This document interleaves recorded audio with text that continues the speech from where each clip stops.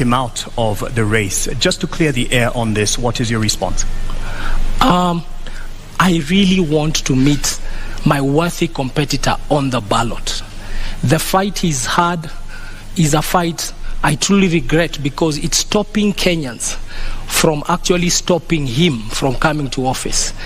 When all constitutional institutions fail in their duty, then there is a duty by the citizen. And there is no bigger duty than the duty of voting on 9th of August 2022. I wish him well, and I hope that he can come tonight. I also hope that he will be on the ballot on the 9th of August so that we can beat him at 8:57 a.m. Na umetaja pale kwamba una uweledi na umejitolea na una ule moyo wa kutaka kuwatumikia wakazi wa Nairobi. Lakini kweli uko tayari kuingia katika kazi ambayo itakubidi uwe pale kwa miaka 5, kwa sababu historia inaonyesha kwamba ulipochaguliwa kuwa naibu gavana uliondoka baada ya miezi 6. Hii kazi itakuhitaji kuwa pale miaka 5. Kweli uko tayari? Niko tayari, niko gangari na nimejitayarisha vilivyo kutumikia wananchi wa Kenya katika jiji Nairobi kwa miaka 5. Mimi wakati nilipokuwa kwa kiti ya deputy governor nilisema kwamba sikupata na sikuweza kupatiwa kazi nifanye kama deputy governor. Na kuna jambo moja ambalo lazima tukubali. Ukiangalia wanasiasa katika taifa la Kenya, wako zaidi wanaochaguliwa kupitia kwa debe. Wangapi wanafanya kazi yao na ukweli wanapewa mshahara kwa sababu wamefanya kazi? Hilo ni swali tunafaa kujiuliza. Mimi siwezi kubali mshahara bila kufanya kazi. Unasema kwamba hukupewa kazi, ni kwamba haukuwa na ushirikiano na Governor Sonko, ni kwamba ulijipata katika nafasi hiyo kimakosa, au ni vipi wewe kama naibu gavana unasubiri tu kupewa kazi? Governor Sonko ni rafiki yangu, ni mwalimu wangu wa kisiasa, hasa siasa za Nairobi, na muheshimu na namuenzi mpaka wa leo. Ni rafiki yangu, hata dakika 5 zilizopita tumeongea. Lakini kazi ni tofauti na urafiki. Siwezi kuja ofisini na kila siku kazi yangu ni kusoma gazeti na kuacha koti kwa kiti alafu naenda na lala. Kazi lazima uwe iko kazi ambayo na mpangilio wa kazi umepewa. Na usipopata hiyo kazi basi unaheshimu katiba. Na katiba ya Kenya inasema article 1 kwamba nguvu zote za katiba ni za mwananchi. Na kazi yangu nilipopiga reverse gear ilikuwa ni kusema na heshimu katiba ya Kenya, na heshimu mpiga kura. Na hivi leo nafanywa interview kama mfanyikazi wa watu wa Nairobi, na nawaeleza nitawafanyia kazi. Na baada ya miaka 2-3 mambo ambayo niliona yaweza kutendeka yalitendeka, na tugange yajayo yaliyopita. In retrospect, you did not quit on the residents of Nairobi who entrusted you and in fact threw their weight behind your boss because you were there as a deputy. You didn't quit on them. Do you owe them an apology? I failed to earn the trust to deliver my mandate as deputy governor. I never blamed anybody. I blamed myself, and I fell on my sword. Today we see a lot of people who, rather than quit their position, continue to sit there and enjoy the trappings of power and enjoy a salary from government. They enjoy public money. I did not quit on you. If I quit on you, I would not have come to represent myself again through my party Jubilee, through Azimio la Umoja, and contest the nominations and then win and then be here as a candidate. I respect Kenya. In our national anthem, we always say Kenya istahili heshima. And that is a prayer, and that's our national anthem. We put our hands on our hearts and we say Kenya istahili heshima. Na heshima ni kwamba if you feel you're earning money you should not earn, especially public money, then you take a bow and you come back for a fresh mandate. Ladies and gentlemen, I've come for a fresh mandate. I seek to be governor of Nairobi. Please try me. Unadhani ulihitaji ujuzi wa kisiasa ili kuweza kustahimili mawimbi ambayo yalikukabili wakati huo? Ungekuwa na ujuzi, labda mambo yangekuwa tofauti. Siasa ni jambo la muhimu sana kuachiwa wanasiasa tu. sisi ambao tumefanya biashara katika sekta ya kibinafsi tunaelewa, na mimi kama kazi niliyokuwa nikifanya kwa benki, nimeona wafanyabiashara wengi ambao biashara zao wamefunga sababu ya maslahi yao kukataa kuangaliwa na watu ambao utengeneza sera, utengeneza sheria katika bunge. Na kwa hivyo nakuja hapa na uzoefu wa private sector, na nasema tuingie sasa, let us change kidogo, let's change the tune, tuingie, tupindue, tulete mapinduzi, tulete ari mpya, kasi mpya, mwamko mpya, tuendelee, tujaribu mtu ambaye ana uzoefu ambao unaweza kusaidia kisiasa. Na siasa ni nini? Siasa ni ile mambo ya kuleta watu pamoja ili mtimize maslahi ya watu na jamii, mtengeneze uchumi, tutengeneze mazingira, tutengeneze jamii na tuendelee pamoja. Hiyo ndio siasa. Hata katika sekta ya kibinafsi, kazi ndio hiyo ya kufanya kazi na wenzetu. So nimekuja hapa, nimejitolea, nimeamua kwamba Nairobi hatuwezi tena tukaendelea, jiji kubwa kama hili, kuongozwa na uongozi ambao hauna uzoefu wa kufanya kazi. Mimi na kazi ya kuendesha jiji ni kazi ambayo inahitaji ufanye kazi na wafanyikazi ambao nimechunga. Nimeendesha makampuni ambayo iko na wafanyikazi maelfu, budget za mabilioni, na ndipo nasema nafikiri nina uzoefu. Hii kazi ya budget bilioni 40, wafanyikazi 15,000, nataka hao wafanyikazi wapate kiongozi bora, kwa sababu wakipata kiongozi bora tutapatia wananchi wa Nairobi huduma na taifa letu litakuwa nzuri, na nitakuwa nimefanya kazi yangu kama mwananchi wa taifa la Kenya. You do have the decorated profile in terms of the boardroom and the qualifications therein. Politics is part of the game, and especially for a county like Nairobi and the position it has nationally. Are you confident about your political ability to make sure that you control and you keep things under control within the capital? Thank you very much for the compliment. I can tell you, even private sector, there's a lot of politics. In business, there are shareholders, there are employees, and there are customers. Shareholders invest in employees. Employees invest in customers. Customers pay the shareholders, and the cycle works like that. In politics, the shareholder is the political party. The political party then nominates candidates who come as politicians and civil servants who come as civil servants. And the work of civil servants is to then serve the public. And the public in turn keeps giving power to the right party. I am very proud to be a member of Azimio la Umoja, led by the most disciplined shareholder in politics, if I can use those words, Raila Amolo Odinga Baba. He has run the most disciplined political party. I'm very proud to be a member of his team. I'm very proud to be a member of the Nairobi team with my colleague Edwin Sifuna, with my colleague Esther Passaris, with all our MPs. I'm very proud. And because I'm joining a disciplined team, we are going to serve the public. What has been the problem of politics is just like in business, we have employees. In politics, what we see is that you have politicians, political parties and politicians who have come together to steal from the public. It's like a shareholder and an employee and management stealing from the customer. That's not sustainable. What I can say is, in closing, that remark is, when a customer loves you, no one will harm you.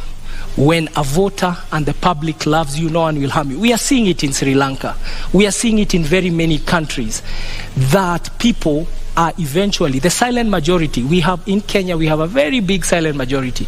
Quiet people, decent people, honest working people who go about their lives. They are really tired of the circus of usual politics, of insults, of drama, of coming late for interviews, of eligibility to a job. It just says this is what the eligibility. People are really tired. And I know that because I live amongst the people and I'm a son of this country. People just want a normal servant, service person. They just want a politician or a leader who just gets the job done. And me and my partner, my deputy governor, who's an accomplished scholar, Professor Philip Kaloki, we are just here to get the job done. And we have come with a full blessing of our party, and and we have fused a lot of ways: the Wiper way, the ODM way, the Jubilee way, the NAK Kenya way, the KANU way, the UPIA way, the DAP way. We have fused that, and that is the genius of this thing called Azimio la Umoja. Kenya will never be the same again, because you Kenyans have decided to vote for Azimio la Umoja on 9th of August 2020. Umetaja pale kiongozi wa Azimio Raila Odinga na ukamtunukia sifa kedekede. Je, uamuzi wako wa kuingia katika kinyang'anyiro hiki ulikuwa ni uamuzi wako wa hiari, wa binafsi, au ulikuwa uamuzi wa Raila Odinga na mrengo wa Azimio la Umoja? Uamuzi wangu kuingia siasa niliufanya tarehe March mwaka 2017. Ndipo niliamua kuingia kisiasa kabisa. Na mimi nimekuwa member wa Jubilee Party kutoka wakati huo. Watu wengi wanasema nimeingia siasa hivi sasa. Nilichaguliwa na kura 869,000. Nafikiri kidogo, na 2017, wacha nimalize. Kwa sekunde chache naomba. Nilichaguliwa na kura 869,000 wakati uliopita. Na sasa nimerudi tena kusimama. Ni uamuzi wangu binafsi wa kuja kwa siasa, na nilipigania kiti, nikang'ang'ania kiti, nikashinda tikiti ya chama tawala Jubilee. So Igathe is his own man. Igathe is his own man, and he won his nomination. He canvassed for his nomination politically within the party. Right. And within the party, we also had two other candidates. The people who were running against me also did not have degrees, and I bet them. Kidogo, all right, on that point, I think you'll be happy with this intervention, because your competitor for the governor's seat has arrived, and would like to now call in Senator Johnson Sakaja. Hey, karibu mdosi. Sasa bro, how are you? Good, how are you doing? Good, karibu sana. Good to see you. Pole. Traffic mbaya tutasort. Thank you very much. Senator Sakaja, why are you late? Well, my opponent is used to head starts, and so I wanted to give him an opportunity, and we're here. Lakini mbona umekuja kuchelewa? Nilikuwa nataka kumpa nafasi, aanze, amezoea kupatiwa nafasi ya kwanza. Na hakuna haja kuzingatia hiyo zaidi. I think we all know the head starts we're talking about, that is from government, TC, but good to see you, Polycarp. Good to see you, Sakaja. Welcome. I look forward to a good debate. Thank you. All right. What separates you from your top competitor for the governor position? Well, Polycarp Igathe is a great man. He's a friend of mine. We've been in Jubilee together. We've campaigned together. I think what separates us is the heart to work for the people. He's had a career in corporate sector. I've had a career in public service and in leadership. The problems this county has, the challenges in our city, the issues we need to deal with, need solid political leadership, and that is what I know. Naam, swala la maadili katika uongozi lina umuhimu gani katika siasa zako, katika kampeni yako, katika mchakato huu mzima wa kuwania kiti cha ugavana katika kaunti ya Nairobi? Swala za maadili ni muhimu sana, kwa sababu kiongozi sio tu yale ambayo unasema ama yale ambayo unazo kama fikra, ni yale ambayo unafanya. Integrity is extremely important, na mimi nazingatia masuala yote ya maadili. I think integrity defines who you are, and it's not about who you are in public, but also who you are in private, and that's what defines a leader. Because as a leader, your work is to set a good example. Your work is to show the community and the society where to go to. And so, of course, integrity is not perfection. Integrity is not pontification. Integrity is not saying that you'll never make any mistake. Integrity is taking responsibility. And integrity is being able to stand up and say, yes, on this I am right, and yes, on this I am wrong. That is integrity.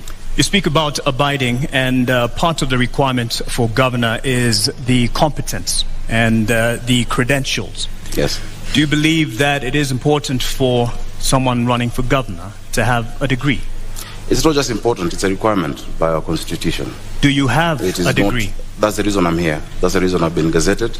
I do have all the qualifications required to run for governor of Nairobi, and on top of a degree, beyond just the academic qualifications, I have the competence, the character, I have the will and the experience to lead this county of Nairobi. Why is it so contested?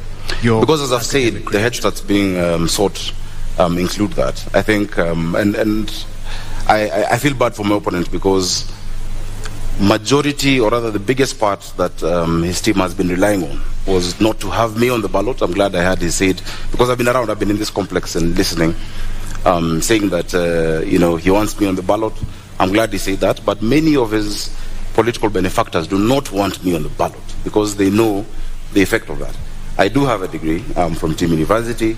I presented it on the 6th of last month to the competent authority, which is the Commission for University Education. After that, it was presented to the counterpart commission in in our neighboring country. They verified it.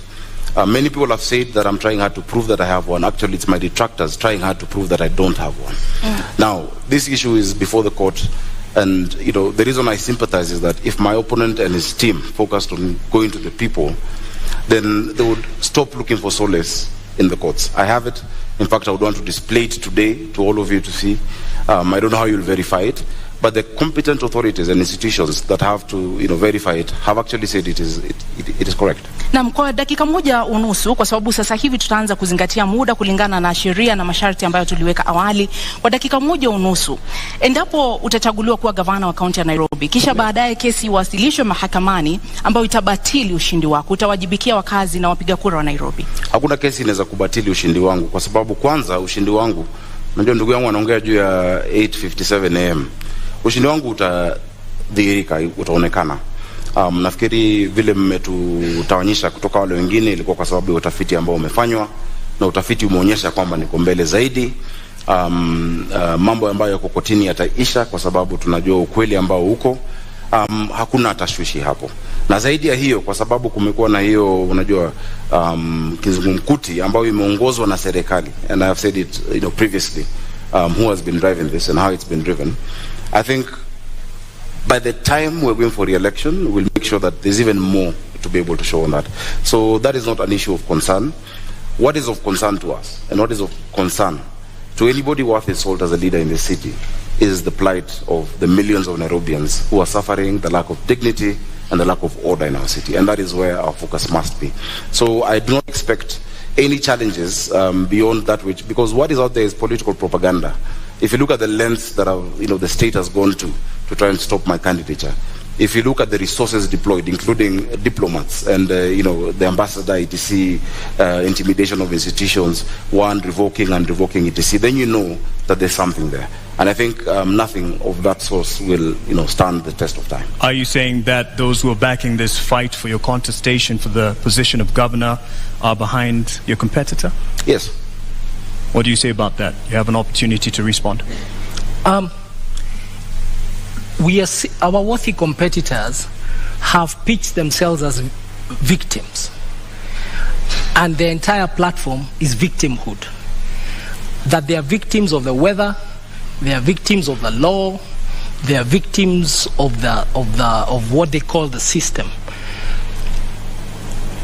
But facts are facts, and the truth is the truth.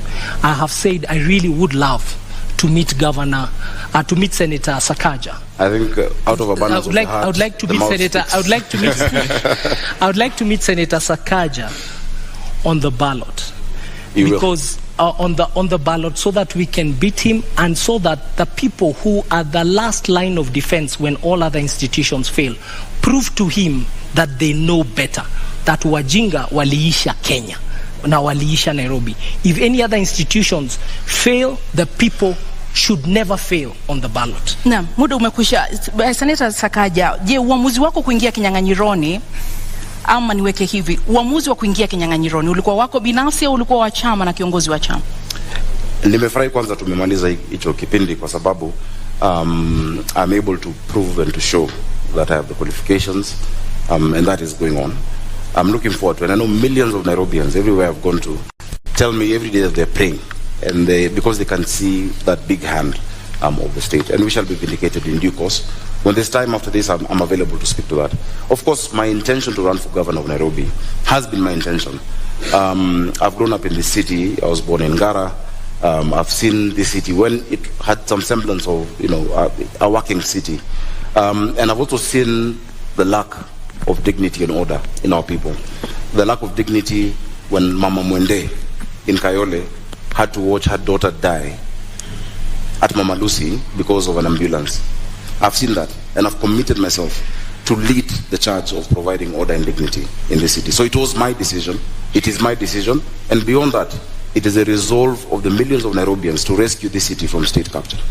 Your decision, you say, but it is on a ticket UDA under Kenya Kwanza. Yes. If you are elected as governor, how much of a burden will the patrons of your particular alliance have or be to your leadership as governor? I think I've distinguished myself over the years as an objective leader, as a leader who stands his ground, as a leader who stands on principle. Many times, even before what my competitors and their colleagues thrive on, they like talking about the handshake, I've demonstrated what we call siasa safi. When the Honorable Prime Minister, former Prime Minister's retirement benefits were being, rejected in Parliament because his now partner and brother said he must retire from politics, I'm the only person from Jubilee who stood up to defend. When Honorable Oloch was being fought at Pan-Afric by Jubilee members on the 26th of October, I'm the one who defended him. When Babu Owino was thrown into a cell and Raila Odinga and Wetangula could not remove him, I went, despite there not being any agreement before the handshake. I believe in siasa safi. I believe politics is not enmity. And I want to assure even my opponent that once we get into office, some of the ideas he has, because he's a good manager, and this city also needs, in some areas you need managers, of course, led by a leader with a vision. We'll incorporate the ideas. Everybody sitting on that side knows that I have no negative relationship with them, and that is the siasa safi Nairobians want. And that is why all your polls show that Nairobians across the political divide have resolved to support me for the office of governor. Bwana Polycarp, je, ni kwamba Azimio mnaendesha siasa chafu katika kaunti ya Nairobi? Kwanza wacha tuangalie siasa safi ni nini. Mwaka uliopita taifa la Kenya, the amount of money, pesa ambazo walituma kwa serikali gatuzi kutoka kwa serikali ya kitaifa was 370 billion shillings. 370 billion, Nairobi ilipata 19 billion. 5% only ndio ilikuja Nairobi. Nairobi, wapiga kura Nairobi ni 11% ya tuko 2.4 million out of 2.4 million voters out of 22 million voters in the country. Now, Nairobi contributes 2.2 trillion wame collect Kenya Revenue Authority. 60% ya hiyo 2.2 trillion imetoka kwa viwanda na wafanyi biashara hapa Nairobi. How does somebody contribute 60% of revenue and you only share 5% back? Na hiyo siasa safi ndio seneta wetu amefanya katika Senate. Kazi ya seneta ni kutuombea pesa. Ametuombea tu 5%. Alienda huko kufanya kazi ya county zingine. Hapa ndio sababu Nairobi hamna mashule. Tuna nasari pengine 211. Tuko na health centers kidogo sana, da dispensary. Na ndipo njaa na umaskini umekithiri hapa kwa sababu watu hawajui Nairobi is unaffected and a very poor country. Muda wako umekwisha. A very poor county. Muda wako umekwisha. That is not siasa safi. Bwana Sakaja ameuliza umetetea vipi county ya Nairobi ulipokuwa seneta katika kipindi hiki cha takriban miaka 5. Je, kweli umewajibika kama seneta wa county ya Nairobi? Zaidi. Na zaidi ya wote wengine ambao walichaguliwa kama maseneta. Ukiangalia utafiti ambao umefanywa kwa miaka 3 ambayo imepita, for the last 3 years running, I've been rated the best performing senator in the Republic of Kenya. I brought more bills, more motions, more questions about the county administration of Nairobi than any other senator, and you can check. I can see you have laptops. You can check that. On top of that, the work of the senator is to bring resources to the county. When I became senator for Nairobi, Nairobi was receiving 15 billion. I'm living with it 3.3 billion higher at 19 billion. That is actually understanding your assignment and prosecuting it the way you need to. So I brought that money. In fact, naturally, it will take more than 10-15 years in terms of cycles of devolution to get to an increase of 3.3 billion. Something so Igathe says isn't quite enough, even though you've gotten it to 19 billion. Something he says isn't enough, given the contribution of the capital to the rest of the nation. Now, if you understand the framework of devolution under our constitution, fiscal decentralization has what we call the horizontal division of revenue. In that horizontal division of revenue, you have a county allocation of revenue bill, where you divide the amount that is given amongst the counties. So, of course, there is a ceiling of what has been given to all counties. What I have fought for is the fair share for Nairobi City County, which remains to be the highest, and over and above what any other county gets. Igathe, you have a response on that? I don't know how much is enough. What Senator ensured persisted in this country is a philosophy that is unsustainable. That you take from people according to their needs and give to others according to their ability and give to others according to their need. Nairobi is a very needy county, and the criticism I'm profiling here and submitting to him is that as senator, what did you do to help Nairobi overcome the hunger, the deprivation, the desperation in the informal settlements? Did you bring that matter to Senate? Did you make people understand that case? Instead, what we saw, he was a leader of a group called Team Kenya that even removed incentives for county to generate their own revenue. We used to get 1% extra if you generate your own source revenue. Like Nairobi is only generating this is going to do about 9 billion of its own revenue. So the county the CRA, Commission for Revenue Allocation, was giving us brownie points as a county if you collect your own revenue and you don't rely on the national government. And these are some of the things he did not protect as our senator. So how does somebody fail or does not succeed in their task and then you give him the job of governor? Na ulifeli katika kutetea na kulinda rasilimali za kaunti ya Nairobi, na ukiwa seneta kwa takriban miaka 5 ambao umekuwa katika uongozi, umeweka mikakati gani kudhibiti na kuimarisha ukusanyaji wa mapato katika kaunti ya Nairobi ambayo yameonekana kudidimia? 19 billion from 15 billion is success. It's an improvement. In fact, if I succumbed to the sloganeering that my worthy competitor is talking about, which in fact his argument is the best case to show that education does not necessarily equate to intelligence. Because if I bring a box and tell you this is 1 man 1 shilling and it's 1,000 bob to you, and inside it's 500 shillings, would you accept it?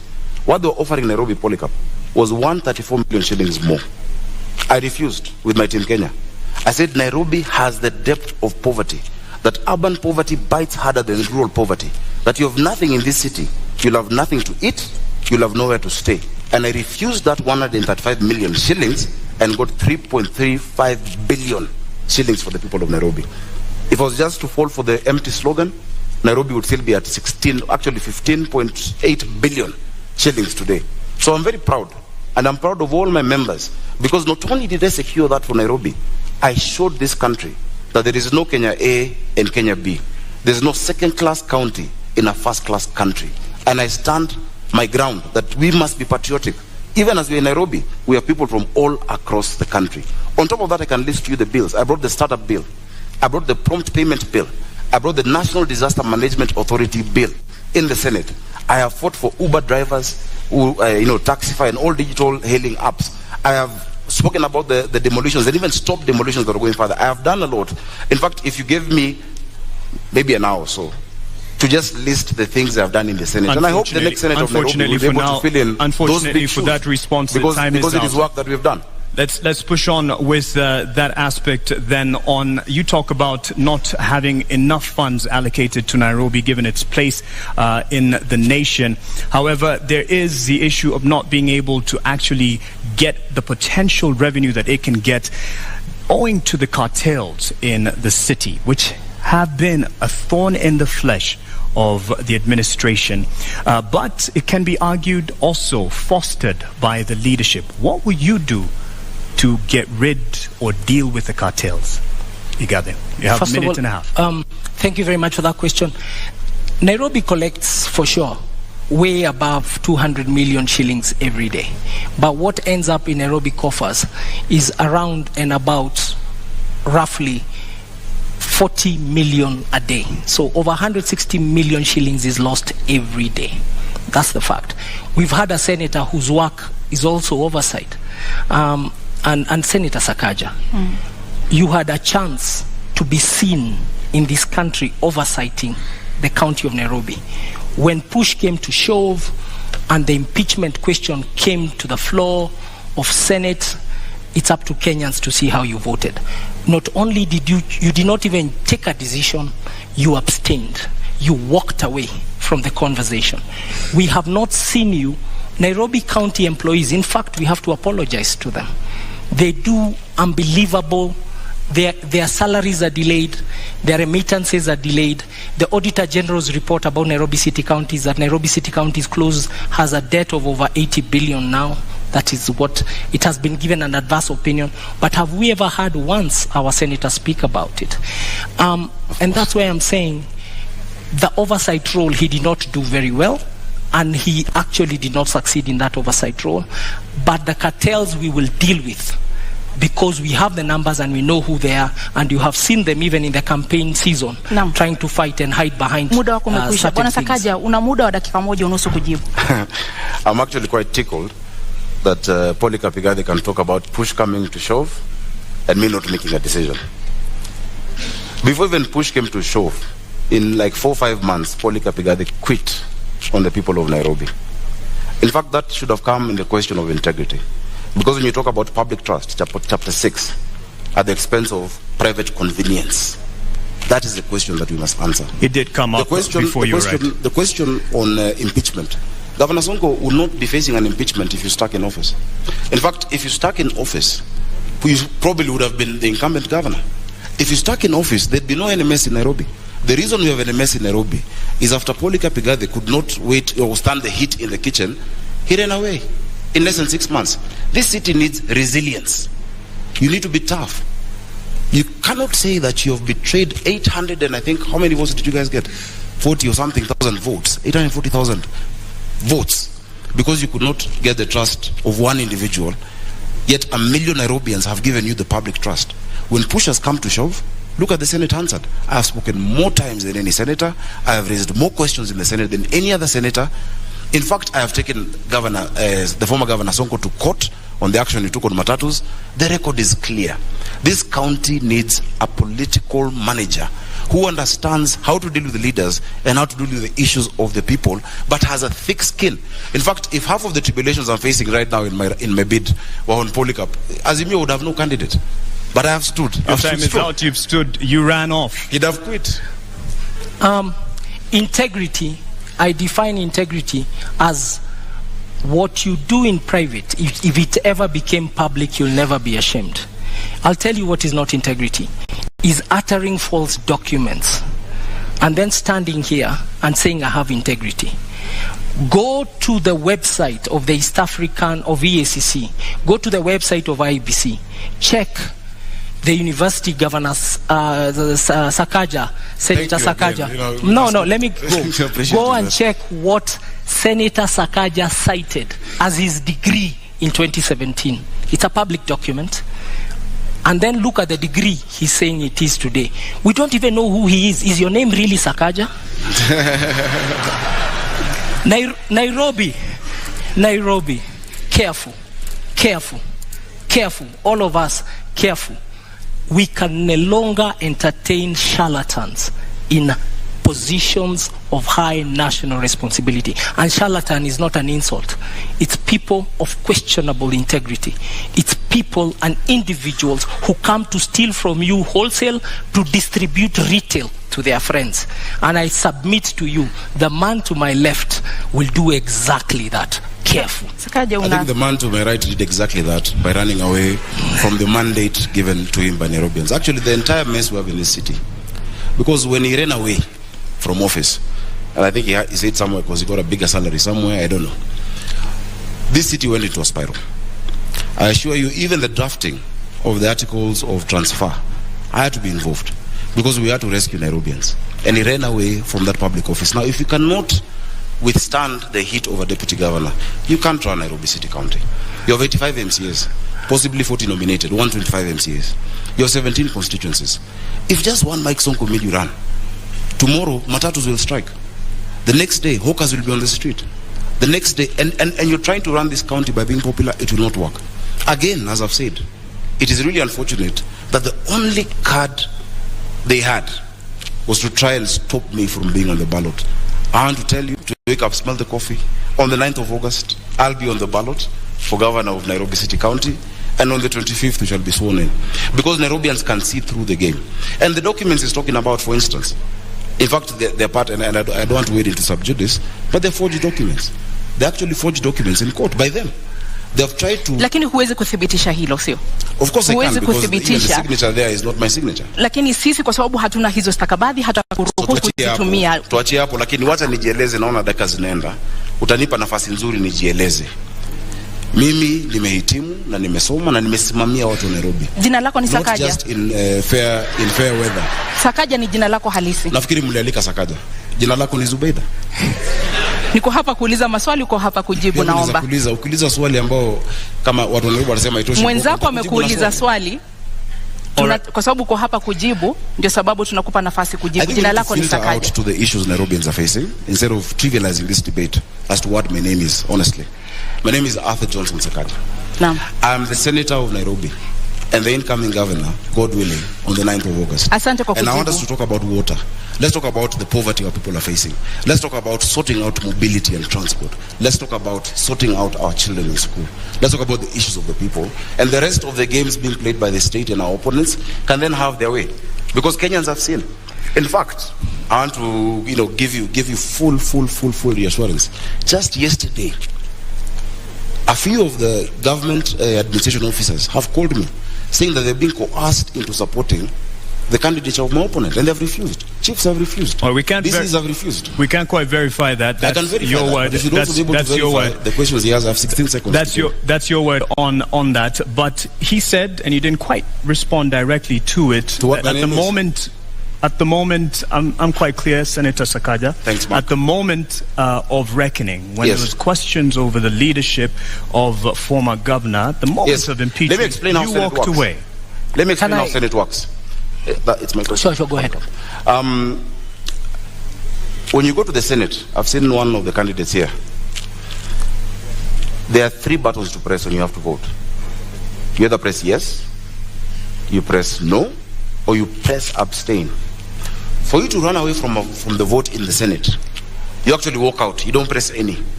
Meaning to abstain is actually a vote, and it's a statement that you make. The tradition, because Parliament is ruled by the standing orders, by traditions and by precedents, and the past jurisprudence that has been set in the Senate. When a matter comes regarding your county, you're supposed to prosecute your position on the floor and then let others make the decision.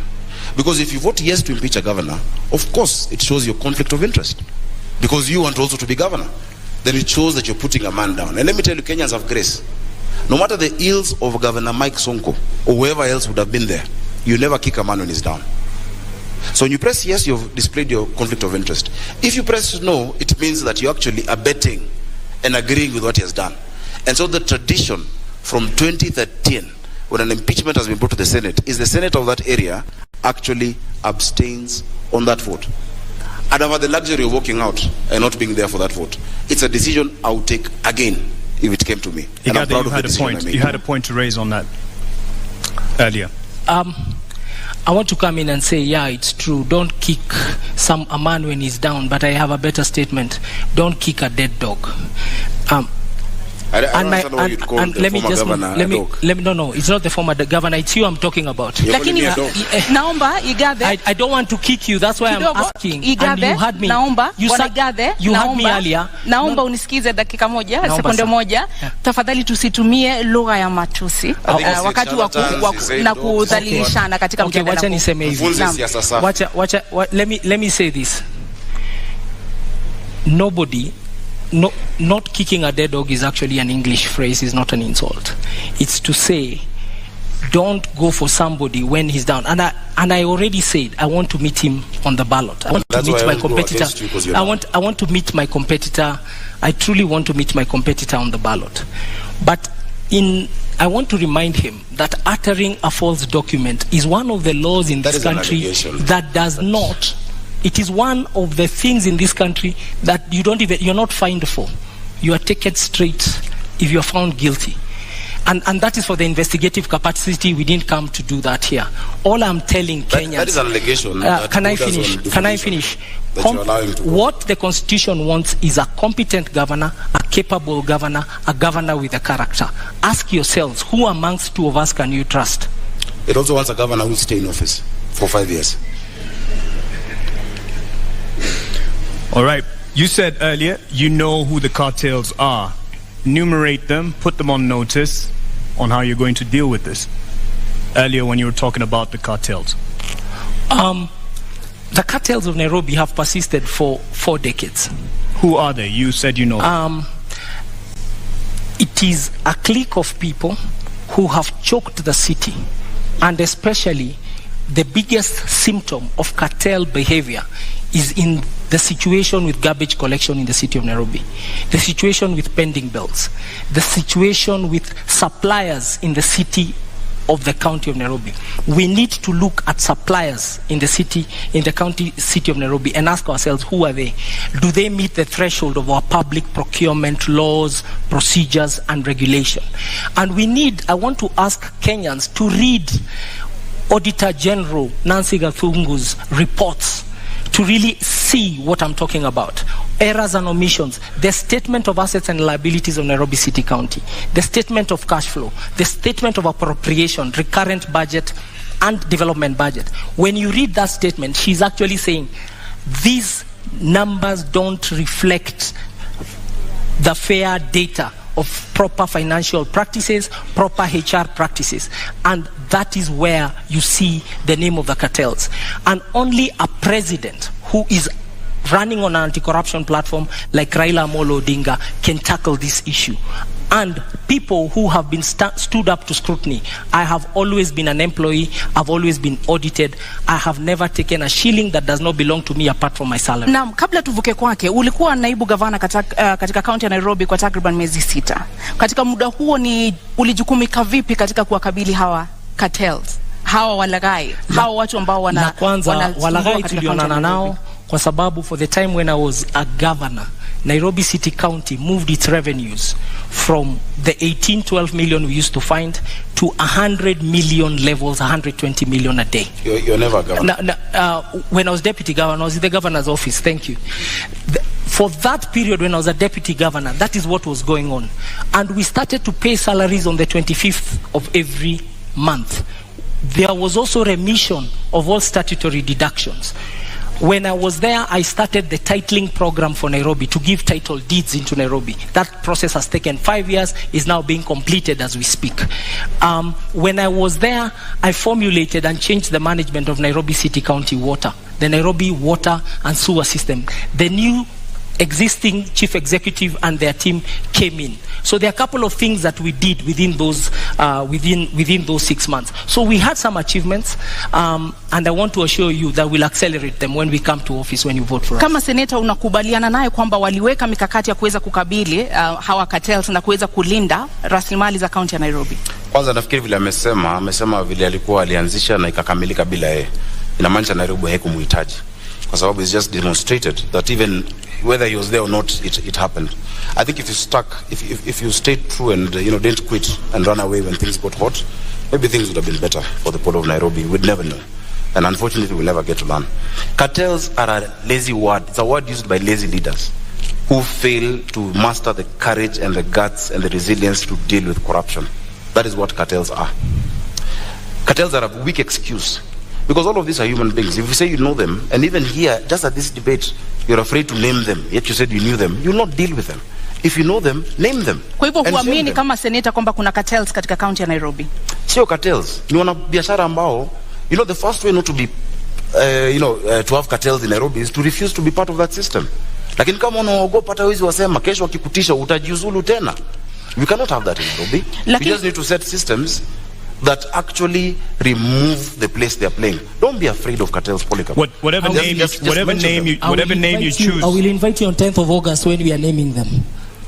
The opposition is not allowed to name You can also name them today, but whatever name you use to allude to them, how are you going to deal with those? Listen, the first thing you must do in the city, as I've said, is to refuse to be part of them before you even get into office. I have run my campaign by myself. I have struggled. I have funded myself. I have evidence. In fact, unfortunately, I can table it over here, that even the first billboards paid for my opponent are by the cartels, are by other shadowy figures who are convincing him to get out of office, to run for it. Once you are captured by them before you start, once you're captured by the state, once you're captured by these shadowy figures before you even set foot, you will not do anything when you're elected governor. Number two, we must reduce the human interaction with cash in Nairobi. We must digitize service provision, that all the 130-something revenue streams must be allowed to be paid digitally wherever you are. What we're going to do is this in Nairobi. We'll change the governance structure. We're going to have 5 boroughs in this city: Nairobi North, East, West, South, and Central. Each of those boroughs, pursuant to the Urban Areas and Cities Act and the County Government Act, Section 14, will have a urban area board or a borough board. And that borough, there will be an assistant city manager who will report to my deputy governor, Mushiri Njoroge, who we have agreed is not going to quit. They will report to Mushiri Njoroge, and Njoroge Mushiri is going to be the chief city manager. Now, once you localize them to an area, that these few sub-counties, these are who will deal with garbage, these are who will deal with water, these are who will deal with education and all those issues, then you reduce the capacity of that corruption. Na Bwana Igathe, unakubali muda wako umekwisha, samahani seneta. Bwana Igathe, unakubali kwamba mapendekezo anayotoa ndio yataweza kukabili wale ambao unawaona kama cartels katika kaunti ya Nairobi? Samahani, muda wako umekwisha seneta. Naomba muda wako umekwisha, tumpe nafasi aweze kujibu. Mambo ya Nairobi ni mazito. Tafadhali baada ya zungumze utuongezee dakika. Shida za Nairobi hawezi taja na dakika moja. Kama mnataka watu wa Nairobi wasikie vizuri, kwa heshima kubwa, naomba kwa heshima zaidi, kisha utapewa muda zaidi. Utapewa muda. Wao wanataka majibu. Senator Sakaja, with all due respect, you did come late, and in keeping time, there are rules that we announced at the beginning of this debate, and an answer to a question is 1.5 minutes, and you can see it clearly on the screen here. Rebuttal is 1 minute, and we did accommodate your lateness. So over to you, Igathe. Ukosefu wa nidhamu ni jambo la kawaida kwa watu ambao hawajamaliza shule. Let me move to, this is what we want to do. This is what we want to do. We want to improve the society in Nairobi by ensuring we tackle the issue of hunger and depravity in the city, by tackling the issue of poor access to education in the city and poor quality access to healthcare. We want to fix the economy in Nairobi by ensuring decent jobs, proper mobility and transport. We are going to form what I'm calling the Nairobi Go portal. It's really e-government, making sure we have time and attendance for every employee. We make a fit for purpose government to serve. And lastly, to really fix the environment, kuimarisha mazingira yetu, maji na mambo hayo.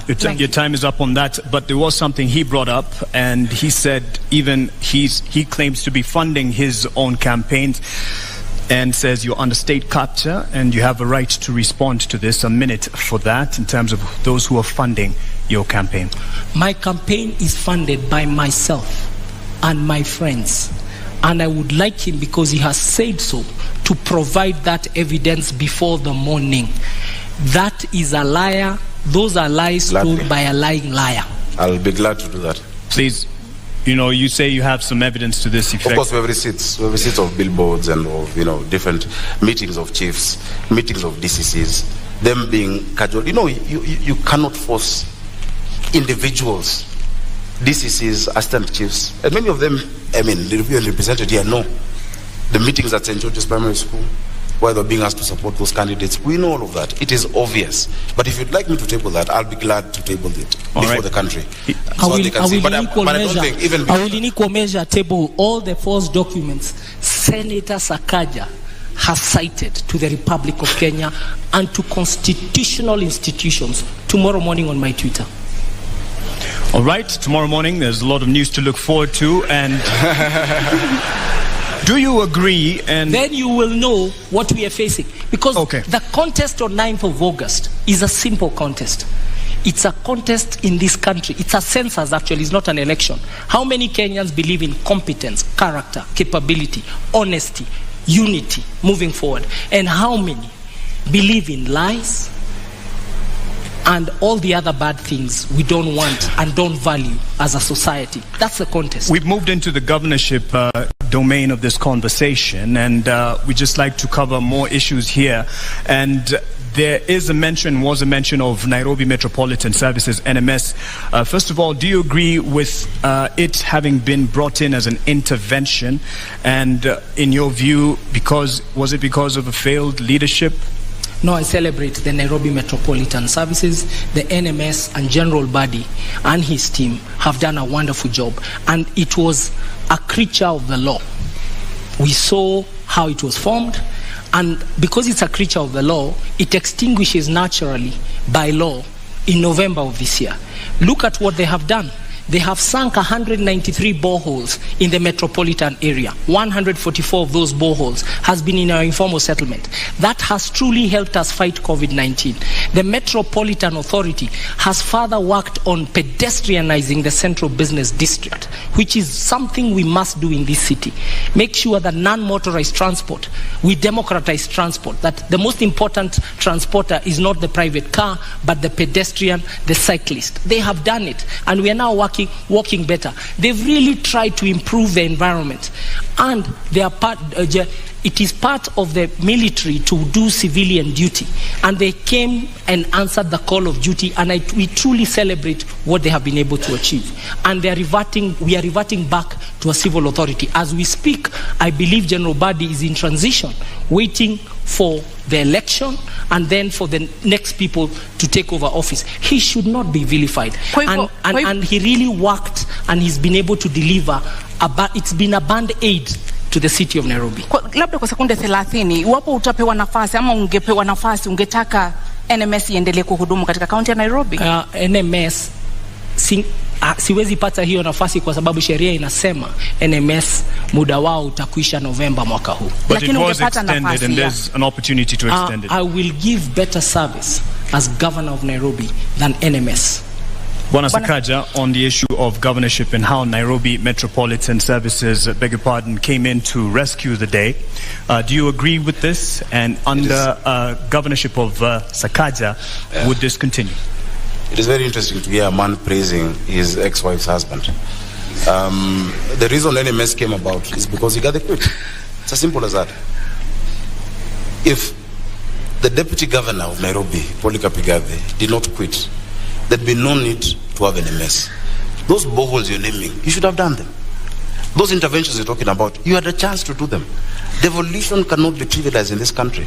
Devolution is the greatest gift we've given to our people. That every Kenyan, wherever they are, has a right to self-determine. I wrote about this in 2010 with the International Commission of Jurists. Fiscal decentralization and devolution in this country. That lady in Mutwini deserves a county government and a governor she can hold to account, and who can listen to, and who she can vote for.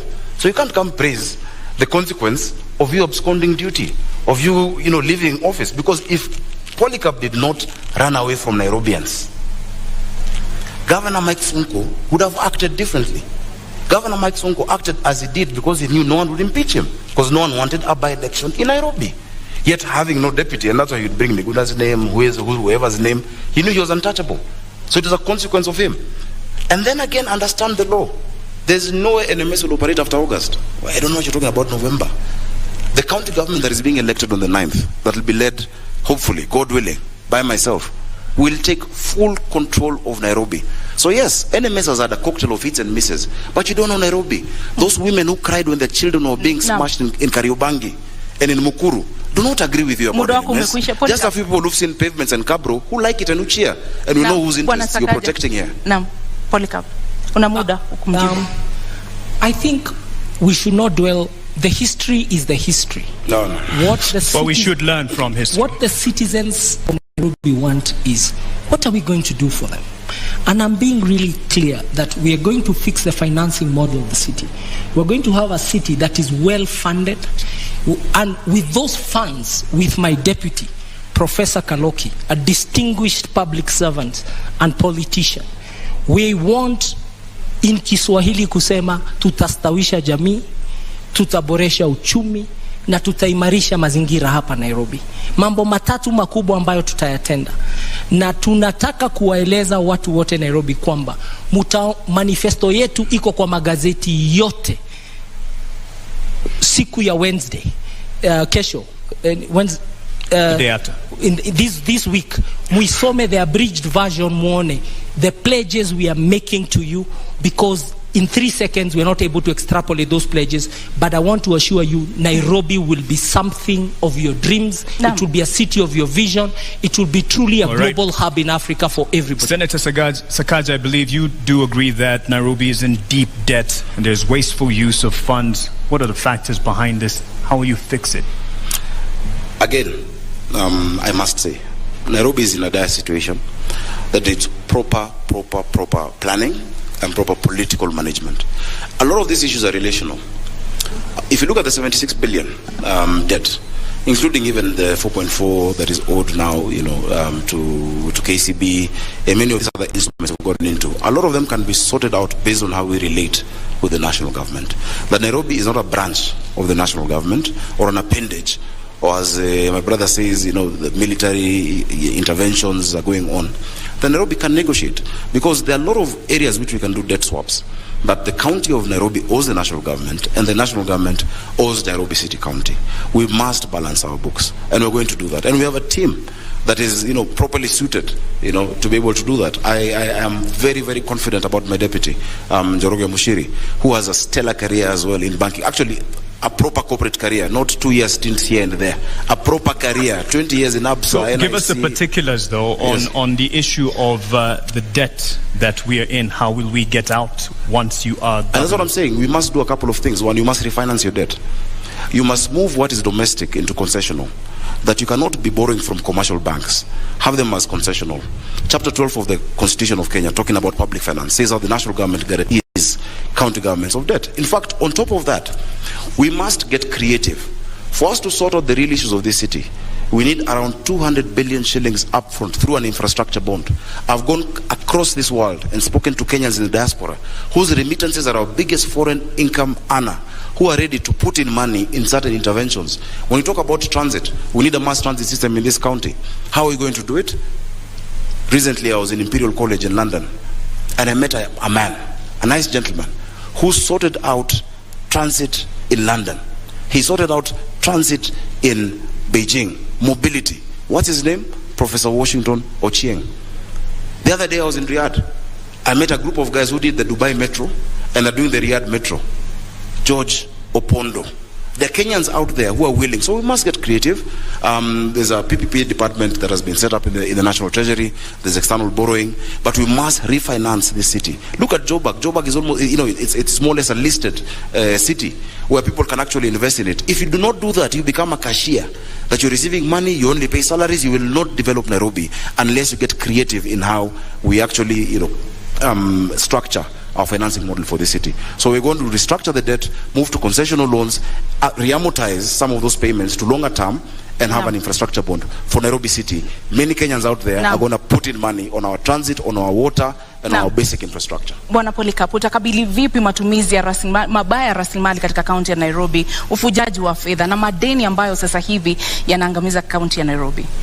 Jambo la kwanza, Nairobi City County gets its highest revenue from land rates, parking bays, land rates, parking fees, outdoor advertising, building permits. Those will be some of the top, within the top 5 revenue things.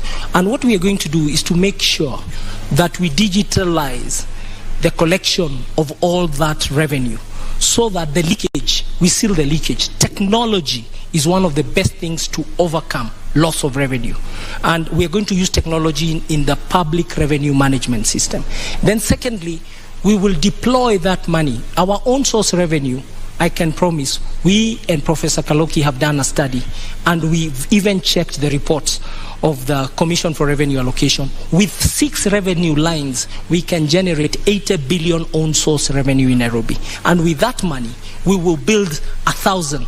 We will join the government in building more schools, in making sure there's medicine in our dispensaries, in making sure that there's incinerators to burn garbage, that we start start a leasing program for vehicles and equipment for the staff, and also to make sure we pay our staff the right salaries so that they are really motivated. We are very concerned about the welfare of Nairobi City County workers and all the workers of all affiliate bodies of Nairobi City County. Only motivated workers can deliver essential services, and that's what Nairobians want. And that brings me to the next issue, and that is the competence of the Nairobi City County staff, and you will both have an opportunity to respond to this. How will you address the competence or lack thereof, overemployment, cases of ghost workers, and the issue of productivity to make those staff workers, the workers of Nairobi City County, that they will deliver the services for the Nairobians? I'll start with you. Every employee of Nairobi City County, from the 10th of August, we shall have a performance agreement with them. We will bring back to life performance contracting. And that performance agreement means, what do they do every day? The few things they do every day to deliver the output Nairobians expect. And that output will be captured in a scorecard. So each one of us will have a scorecard and a performance agreement. The performance agreement is the input, the scorecard is the measure. And who will measure is the neighborhood associations. We're going to run Nairobi with the neighborhood associations as per the Neighborhoods Act. There is an act that demands the city is run in a see-through way, let me not call it transparent, that, and I want to use the analogy of an egg. The executive of Nairobi City County will be the yolk. Surrounding it will be the county assembly as the egg white. The egg shell will be the residents of Nairobi. Kwa sababu, we will not pay an invoice for a road or a broken sewer before the neighborhood association, say of Kayole, sends us a photo. So there's crowdsourcing. We are going to use technology and the cloud and a data center that can really be able to serve the city of Nairobi. And we shall decentralize services from City Hall. City Hall will be the headquarters of the corporate services. There is no use for a waiter, like I found a waiter, a restaurant, somebody working somewhere in Umoja, telling me they have to come all the way to CBD ati anakuja kutafuta food handler certificate. No. That right. Food handler certificate, they should be able to get it in Umoja. Sakaja, I think you were tickled there again. Was a point of the mention, the cloud issue, but how will you address the staffing for Nairobi County? Unajua mavijana wa Nairobi wakisikia vile amesema hiyo story ya mayai, atasema anatubebaki mayai.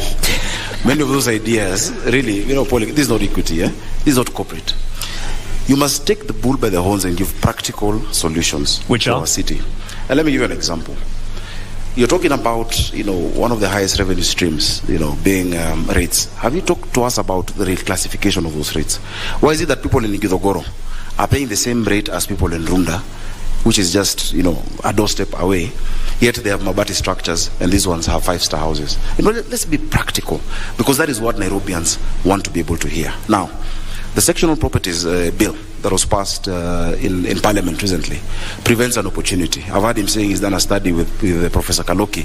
I know Professor Kaloki is a professor, and maybe that's why we've not been seeing you guys campaigning, because you're doing studies. But look at what KPMG has spoken about Nairobi. Look at what PwC have said, and the CRA. It is not just 6 revenue streams that are going to increase how much we collect. Just the sectional properties realignment and the revaluation that starts in January 2023 is going to take us up another 50 to 53 billion shillings. Every other revenue stream then must be geared towards making Nairobians more productive. The NMS that you praise has been going around this city with GSU, harassing our traders and our hawkers, throwing them into, those pickups, tetanus field pickups and roadworthy. By the way, on the 9th, if you're listening and you're a scrap metal dealer, come to City Hall. Revenue has gone down to 7 billion. Why is that? Because you're not explaining to the people of Nairobi the services you're offering with the money you collect from them. We will have a people-centered leadership. Cloud is a tool. Na muda umekwisha. Your focus must be on the people you're serving. You can't be. Muda umekwisha bwana seneta, lakini umekuwa seneta wa kaunti ya Nairobi. Umewajibika vipi katika kuona kwamba pesa za kaunti ya Nairobi zinatumika namna inavyostahili? Hakuna wizi, hakuna watu wasiofanya kazi ambao wanalipwa. Umekuwa seneta, wewe ndiye macho ya kaunti ya Nairobi. Zubeda, nadhani kabla kuja hapa mlifanya utafiti. Umewajibika vipi seneta katika kuhakikisha kwamba pesa za kaunti ya Nairobi zimetumika vyema? My time is counting while you're talking. Kama mlifanya utafiti, ungeona zile report ambazo nimewasilisha, zile miswada na hoja ambazo nimezileta kwa bunge. Hapo kati ya hizo miswada na hoja, kuna ile ambayo inaitwa prompt payment bill, ambao pia wale wengine walijaribu kuweka katika mswada wa BBI walikuwa naleta. Ilikuwa nimeshapitisha kwa bunge. Ukiangalia yale unajua zile ripoti ambazo nimewasilisha kwa bunge, zinazungumza itakuwa ni njia gani tatumia, mbinu gani, form itakuwa vipi kwa kisha ule jamaa. There's a guy who works just across over here in Cultivar. He's called Fred. He's one of the procurement people. Akona wines and spirits Buruburu. Anasema kwamba wakati akiwa job anasikia hawa watu wa NMS na GSU wamekuja, in their WhatsApp group they tell each other that hawa watu wamekam. Kuna wimbo wanasemanga walikam na kinini, vijana wa Nairobi wanajua. Wamekam na Subaru. Na wakikuja hapo they tell each other in the WhatsApp group, they close all the shops. That's why this military you're praising has not collected 7 billion this year. Let's take power back to the people. And he tried to define this election. It's not about liars and who don't lie. It's about a state project and a people's governor. Speaking about people's governor, power to the people, let's give some power to the people who weighed in on this debate. We had asked some questions from Nairobians, and I believe we're ready to sample them right now.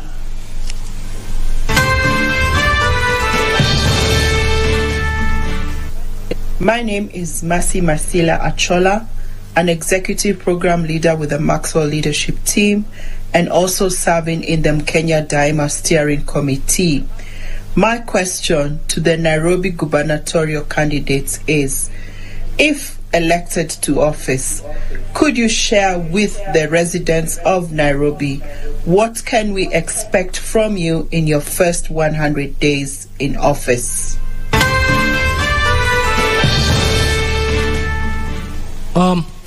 In the first 100 days, I pledge with my deputy to have a very fit for purpose organization to deliver essential services that Nairobians have been deprived of in the past, and especially Nairobians in the informal settlements and in low-income areas.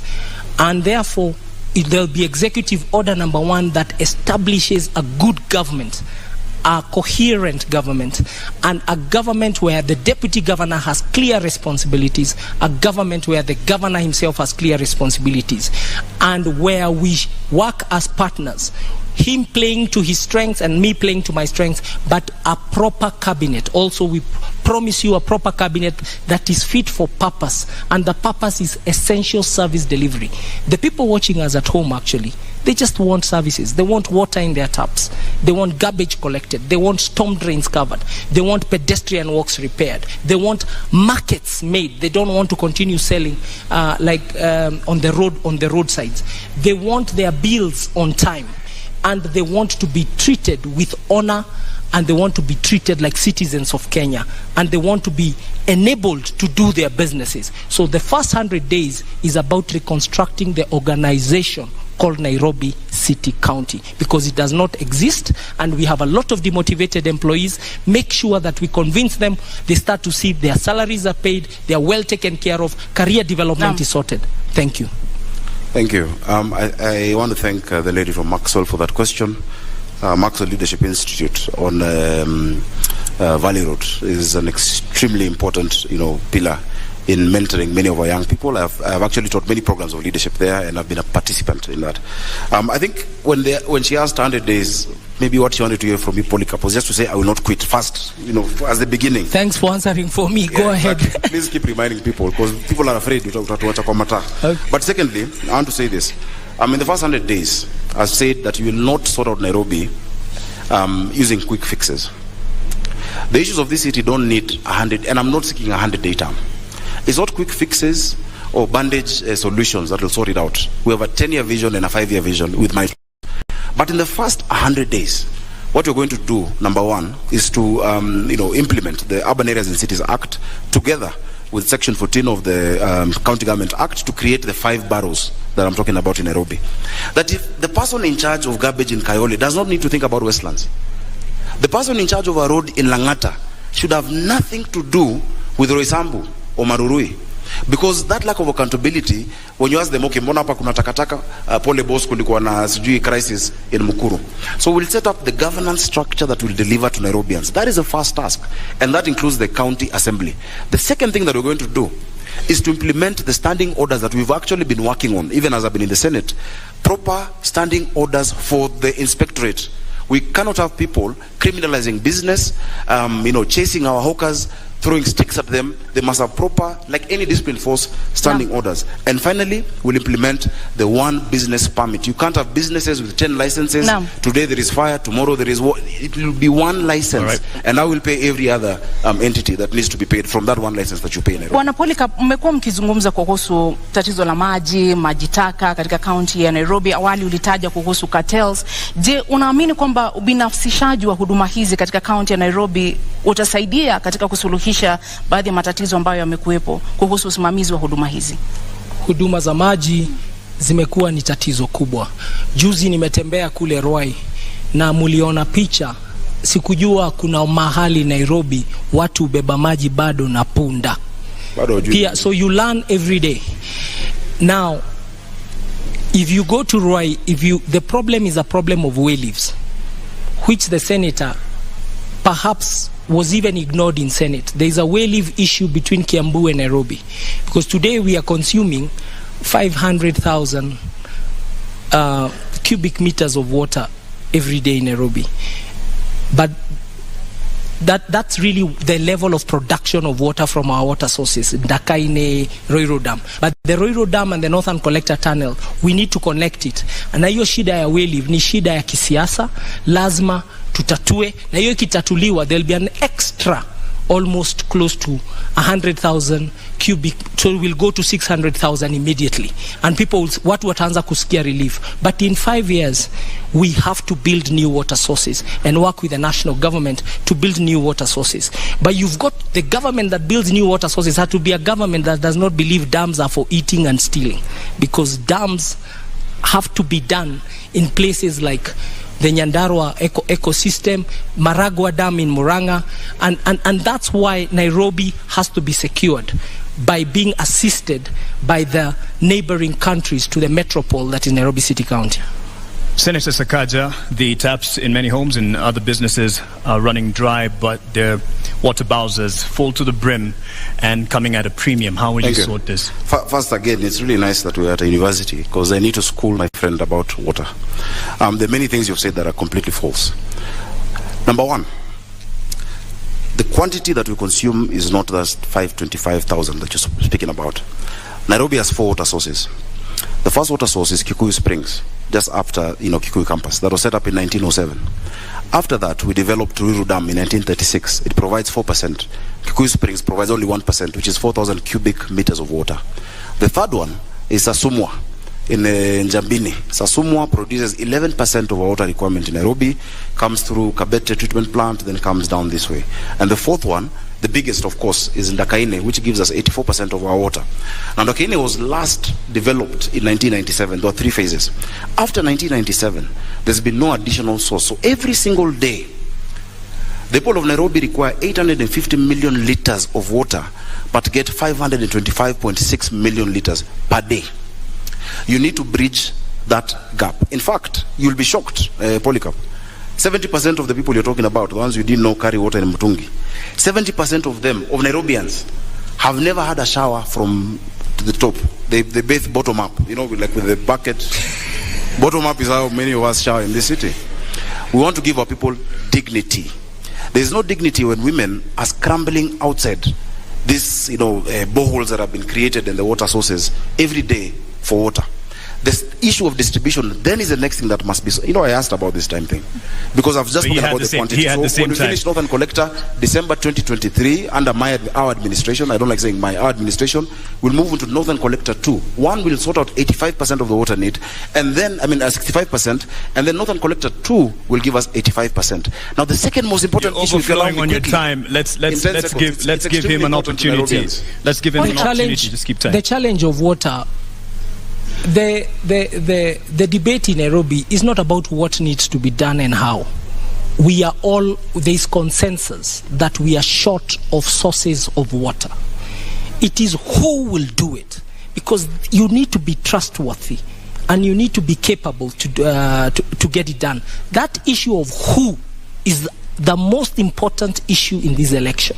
And on the issue of water, for sure, the supply and demand, there's too little supply for very high demand, and the numbers are what it is. The metropolitan area, because Nairobi even supplies Machakos, the EPZ area, with water, the biggest challenge is new sources of water for the city county of Nairobi, and that is a task between ourselves and the national government. And thank God we have Martha Karua, the original champion of water as Minister of Water during Kibaki's time, and she understands the task, and we are ready to work with her in Nairobi. For Nairobi, it will be a responsibility. On to housing, a majority of Nairobians live in informal settlement. I just want to cover as much as we can, and a majority of the populace here live in informal settlements.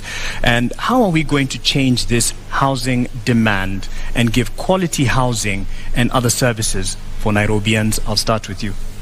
Thank you. I'll just take the same time to finish on water. I've heard him mentioning Martha earlier. He mentioned Raila. These are people we all we know and we've worked with many years.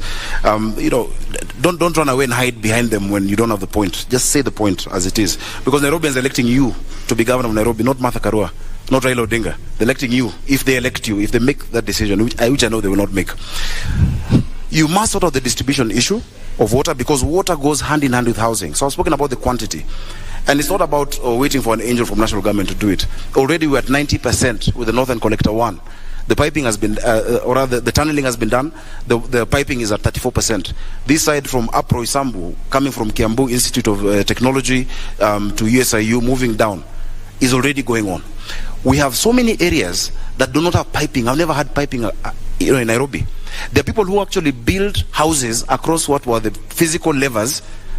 They shut it down, they collect water, and then you see these bowsers moving around the city labeled clean water or NMS. That will come to an end using SCADA technology, where as governor, I'll be able to see on my phone, Mali wamekata maji.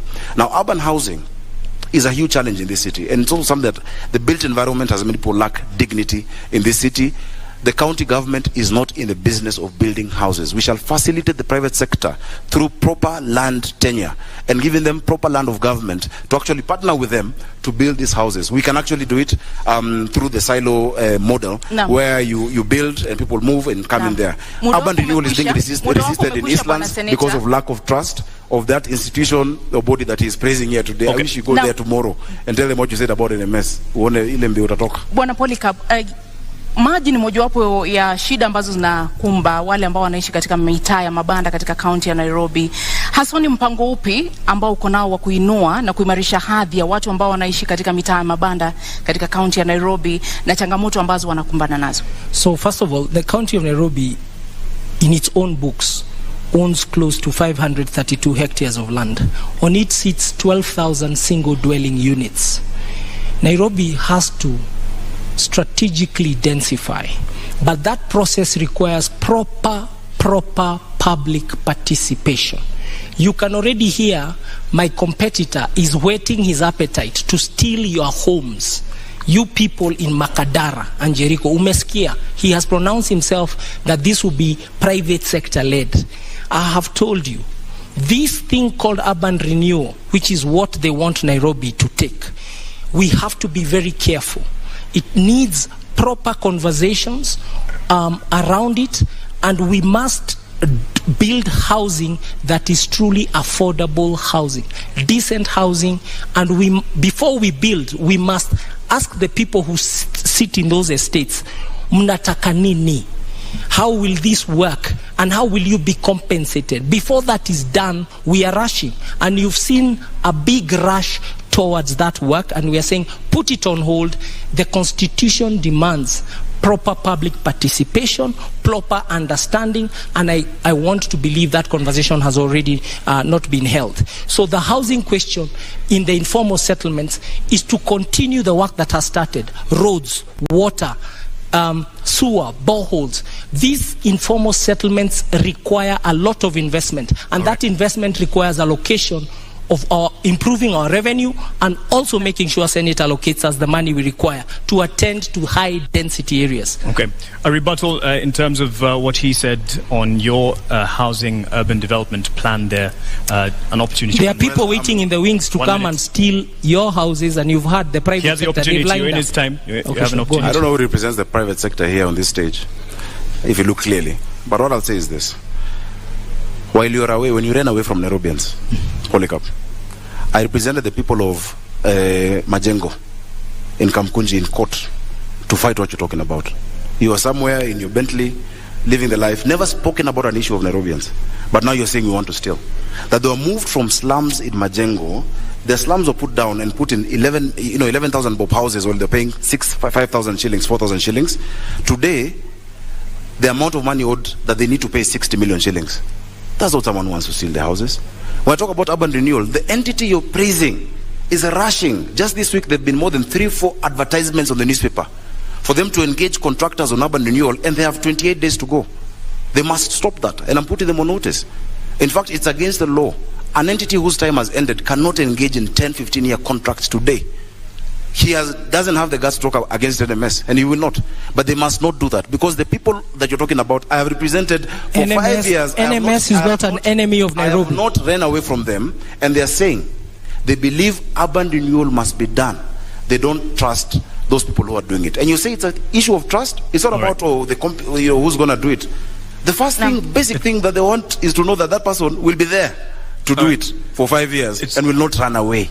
It's first deliver on that. It's unfortunately it's time out for us in terms of this debate. There's a lot to cover. I believe both of you gentlemen have spoken and have alluded to the fact that you have the manifestos will be open to the public, Nairobians to be specific, to peruse and digest, and that is where we will end it at this opportunity. I believe even the time for closing remarks are not there.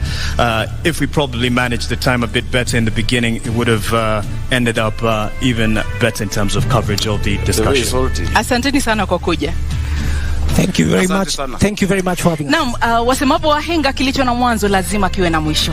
Hii sasa ndio tamati ya mjadala baina ya wanaomezea mate kiti cha ugavana katika kaunti ya Nairobi. Indeed, our appreciation to the candidates, Polycarp Igathe and Johnson Sakaja, and to you, the audience that turned up here and out there watching on television and from around the world, of course, online. Thank you all. My name is Mark Masai from NTV. Nami naitwa Zubeida Kome na kutakia usiku mwema. Zubeida Kome kutoka KTN News.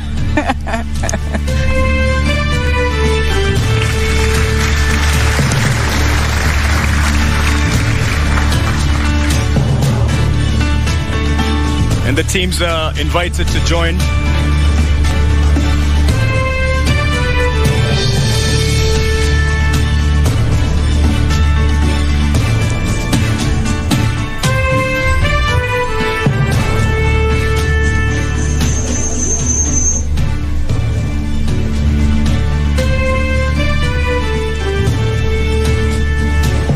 Well, there you have it, the first ever Nairobi gubernatorial debate hosted by the Presidential Debate Secretariat has, according to many of my analysts here, lived up to its billing and set the stage for the other two debates. One that will happen next week, Tuesday, and the other the week after for the Deputy President's race and the President's race as well. I dare say if it's a debate you tuned in for this evening, I'm pretty sure it's one you got. The question is, however, a debate on what? Was it a debate on the issues that plague Nairobians today that live within this great county, or was it a debate on rebuttals and counter rebuttals between Johnson Sakaja and of course Polycarp Igathe as well? That's some of the feedback I'll be looking from my panelists who've been patiently and keenly following this particular debate. But first, let me read your feedback. This is what Nairobians and Kenyans are saying this evening. Nathaniel Kevin on Twitter says, an insightful debate, character traits coming out strongly, a peek into the capabilities of each participant,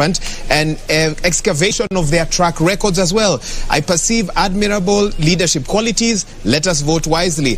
Limuki Flora says, can these two candidates really articulate the real issues affecting the city, apart from throwing barbs at each other on quitting and degrees and stuff like that? And Paulo Lind says, debates, even chaotic ones, offer a great insight to a politician's character than any political rally. I'll also be reading some of your SMS messages, and we are getting them, but my panel are here with me, and I don't know where to begin. Professor Odote, I think let me start with you and get your immediate reaction to that debate. What do you take out of it? What do you now know about these two men that you did not know before the start? There were two debates. At the same time? Yes, there were 2 debates. So the first debate was a debate about madness. A debate where people were abusing each other, were shouting at each other, and were focusing on themselves and on the other side. I hated that debate because it didn't help me. I liked the second part of the debate because in the second part of the debate, I started hearing issues. Unfortunately, there were too few issues. The issues that I had that for me made me happy. I like the ideas from Governor Sakaja about governance. The ideas about barrows, I think, was an excellent idea. I like his grasp of Nairobi. He knows Nairobi and he knows the facts. That for me was extremely nice. Professor, don't I have the unfortunate task of interrupting you? I promise I will give you a chance to finish your point. Frederick Muitiriri, I do have a debt that I owe this man, but I'll come back and repay it. Frederick Muitiriri, I'm told you're on standby with one of the candidates. Let's hear that immediate reaction minutes after that debate concluded. Shukran sana Wahiga Mora kutoka Citizen TV. Nashukuru sana mie Frederick Muitiriri kutoka TV 47. Ninaye hapa mwaniaji wa kiti cha ugavana Polycarp Igathe, na pale ndani mwaniaji kulikuwa kipute ambacho kilikuwa kikubwa sana. Unahisi kwamba zile miezi 6 ambazo zimekuwa zikitajwa sana, huenda wa Nairobi wakawa wanakuona kwa njia tofauti kutokana na wakati ambao ulihudumu kama naibu gavana? Wacha niseme hivi. Umeona wapinzani wetu, kazi yao kubwa ni kuamini kwamba wewe unatakikana ufanye kazi, wewe unatakikana ukae kwa ofisi upate mshahara bila kupata kazi.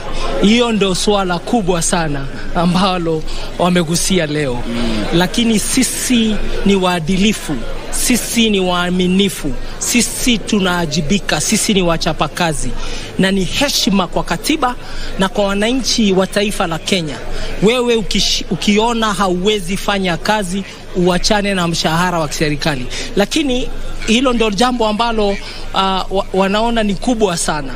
Jambo la kudanganyana makaratasi, jambo la ukosefu wa masomo, jambo ya wizi. Hao maswala hawaoni kama ni makubwa kama hilo swala la lingine, lakini ndivyo hivyo. Ni wenzetu, tutaendelea na tutawashinda. Asante. Lakini kabla haujaondoka nikuulize kwamba wakazi takriban ama wapiga kura takriban milioni 2.4 wamekuwa wakitazama mjadala wa jioni ya leo. Unadhani kwamba umeweza kujieleza kama kiongozi ambaye ataweza kupigana na ufisadi vilivyo, kwa sababu lilikuwa ni jambo ambalo limeleta tumbo joto hapo ndani? Natumai nimewaeleza na pia tutaendelea kuwaeleza katika kampeni zetu. Inajulikana vizuri sana hapa Nairobi mambo ambayo yanaendelea ya ufisadi. Ni mambo ambayo yameandikiwa maripoti mengi, kuna nakala mingi ambazo zimeandikwa na institutions mingi sana, na hiyo kazi inajulikana. Kwa hivyo hakuna debate about kupigana na ufisadi. Asante. Tunakutakia kila laheri. Wa Kenya, wana Nairobi wataamua ifikapo tarehe 9. Asante. Tuelekee sasa upande ule mwingine, Lila Mohamed pamoja na Francis Gashuri ambao kwa sasa wako na seneta wa Nairobi Johnson Sakaja. Twende kule. Thank you very much, Beatrice and Frederick. It's been 180 minutes, 90 minutes of the second debate. Quite a heated one, Francis. Quite an encounter, a banter that many Nairobians this evening were hoping for. Senator, good evening. For a moment there, we were skipping our heartbeats, hoping you would come, you would not come. You're here. Do you feel you have punched above or below your weight? I feel we needed more time to talk about the real issues of the people of Nairobi. Those issues are real. Today, their families sleeping hungry. There are people who don't know where to go to tomorrow. We have millions of young people without jobs. I wish we had more time to focus on that, apart from the side shows that are, of course, choreographed by those I'm running against. But all the same, I'm glad with the time we've had, we've been able to at least speak about certain policy proposals that we have for the city. Nairobi is for all of us. Politics is not an enmity. I believe in siasa safi. Politics is not an enmity. After the election, we'll have one county that we must remain in. And let us also not be divided in terms of parties. Let's not be divided in terms of tribe. Let's remember that we're one tribe called Nairobi. Thank you very much. Absolutely. And Sakaja, feels like a rematch should be coming up because that was a real debate. Is there something that you felt that probably you needed to respond to, particularly that touches on people of Nairobi, in a minute? At some point last year, I went to donate desks in Dagoretti. in a school called Gatina Primary. And when I gave them desks, normally you ask the children, what would you like to get from me? And they say, oh, Super Senator. And I thought they'd ask for sweets or for a bowl or for a school bus, even when they're ambitious. And they said they wanted food. We have, as a parent, that broke my heart. We have too many children who are out of school because of food, because of, the COVID era and the poverty in Nairobi. As I said, urban poverty is the worst.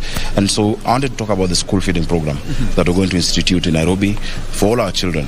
That at least you'll be able to lower the cost of living for those parents. You save them close to 3,000 shillings a month, and attendance goes up. Many schools at 12:30 they tell the kids to go look for a meal. They don't come back. They're missing a third of the education. If you want to finish a country, you finish the children. So I really want to talk about school feeding. I want to talk about how to clean up Nairobi. I want to talk about the recycling plant and waste to energy in Dandora, and just moving that away. We have an entire wing at Kenyatta in Igathe for respiratory illnesses for the people of Dandora. I want to talk about CHVs, our community health volunteers who are doing an amazing job across the county of Nairobi, who need to be incorporated. And from the day we get into office, they'll be part of our health system. Thank you very much, Sakaja. The person to ask for a rematch is Clifford Machoka. I think actually there's a rematch on the 9th of August, and that will be now a technical knockout at 9 a.m. The voters will decide the 22.1 million in the country and the 2.4 million in Nairobi County. Yes. Thank you. We wish you the very best of luck. Sana. Thank you very much. Thank you. Leila, VAR imetembea kidogo, so we take it back to Wahiga. Wahiga, take it away. Wahiga, talk to us about the facts and the figures. Has this debate built up to its expectations of 2.4 million registered voters in this great county of Nairobi? Not forgetting that at least 24% of them are undecided, and I don't know whether this debate helped a few of them to make their minds up. Professor Odote, did you get that sense in the second part of the debate? Because you said you saw two debates. In the second part of the debate, but unfortunately, I don't think that it will help a lot because they spent too much time on the other things. So let me finish my conversation in terms of... and I'll ask you to be brief in the Yes, very brief in terms of what I liked also about Polycarp. I liked his conversation about involving citizens. I think that was a good conversation. I also like his debate about the unique status of Nairobi in terms of the relationship between national and county government. The things I did not like, I didn't like the fact that Johnson, my good friend, did not apologize for coming late. Shockingly, despite his conversation about Siasa Safi, I didn't like his arrogance. And lastly, I did not like the conversations from Igathe of over-focusing on Johnson and not himself. So those are the things I didn't like about the debate. What you call arrogance, others call confidence, but depends on which side of the table you're seated. Let's hear from you, Wanjiru. Bruising, exciting to listen to. I'm not sure the 26% will be able to decipher, but we definitely got a lot. Igathe, I got a sense that he had prepared and articulated his implementation strategies pretty well. I liked his revenue strategy, breaking down the streams, sealing the loopholes. I found that to be very pragmatic and a low-hanging fruit. Whether he links it into the cloud, I got a sense that he imagines digitizing is going to cure the governance culture gap. That's not necessarily accurate. I liked the eggs, the neighborhoods, of course. Yeah, I liked the decentralization. Of course, his take on NMS, for me, is, in fact, the word I would use, it's odious, because... This is Igathe. Yes. Igathe's take on NMS is totally misplaced. And I think Sakaja brought that out very well, because the situation on the ground is that NMS has really, it hasn't been accountable. Contrary to what Igathe is espousing in public participation, it hasn't had public participation. It hasn't had accountability. There's been a lot of coercion of citizens. On Sakaja's side, I think he got the NMS very accurately. I think I also like the argument around the 5 boroughs. I like the idea. I didn't hear much about how it would be implemented vis-a-vis the services and the particular sectors, because you need a policy framework for that. So I found his policy grounding to be weak. I thought he had ideas, but I didn't get a sense of policy. I got a real sense of what's happening on the ground. With Igathe, I got a sense of the policy, of the implementation, but no sense on the ground. So I found they have different strengths. With Sakaja also, I didn't hear the governance. coming out as a major problem. Come out strongly. Yeah. Okay. Philip Kisia, if things had gone your way, you may have been one of the individuals on that panel today. But life has a way sometimes of taking a different tangent. So how do you then rate the two men that stood before Kenyans and Nairobians this evening? I mean, I would be unfair. But, I mean, rating is something that we cannot avoid. One, like my two colleagues have said, I think Sakaja performed quite well. He seems to be understanding the issues affecting Nairobi.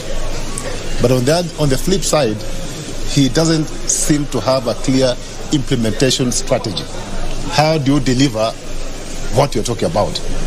On the other side, Polycarp could have been a bit weak on policy and on strategy, developing strategy. But he seemed to be very clear on how it can be implemented. You sound like you want a candidate with both. Do you want to merge the two? Yeah, you must have both. Would that be the perfect governor for Nairobi? Mm-hmm. But what was disappointing is the fact, like what Prof said, is the fact that somebody who is expecting to provide leadership to a county like Nairobi comes in late. He doesn't apologize. In fact, he appears to be quite arrogant. And I'm telling you this because Sakaja is my friend. I'll tell him even tomorrow if he's not listening to me. On the other side, just as Prof said, that I've said, they spend almost 60% of their time on personality issues. And very little time was spent on the real issues. At the tail end, they started talking about water, they started talking about housing, they started talking about public transport, and so on and so forth. They were just mentioning.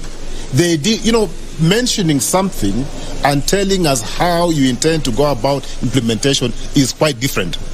So now, leadership.